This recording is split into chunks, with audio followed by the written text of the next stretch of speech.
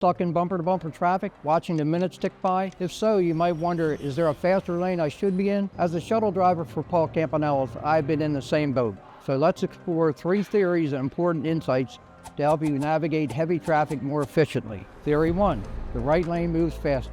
Some drivers believe that the far right lane, typically reserved for slow-moving vehicles, can become the quickest option during heavy congestion. Here's why. Many drivers instinctively merge left, seeking the fast lane, which can lead to overcrowding in these lanes. Vehicles frequently exit the highway from the right lane, creating gaps that can be advantageous for continuous movement. Highways often expand by adding lanes on the right side, providing additional space that can alleviate congestion on the rightmost lane. However, it's essential to consider that the right lane also accommodates entering traffic, which can intermittently slow down its flow. Theory 2, the lane to the right side leftmost lane is fastest. Another perspective suggests that the lane immediately to the right of the far left lane, often considered the passing lane, offers a smoother ride during traffic jams. The leftmost lane tends to attract more aggressive drivers who frequently change lanes, potentially causing disruption. The adjacent lane might experience steadier flow as a result. This lane is less affected by vehicles entering or exiting the highway, tending to more consistent speed. This approach emphasizes maintaining a steady pace rather than constantly switching lanes, which can contribute to overall traffic slowdown. Theory 3, strategic lane changing. Some seasoned commuters advocate for a dynamic approach like this approach, which requires both attention to detail and timing. Traffic often moves in waves, with one lane advancing while others slow down. By attentively observing these patterns, drivers can switch lanes at opportune moments to maintain momentum. However, this method requires a high level of attention and quick decision-making and can be risky if not executed safely.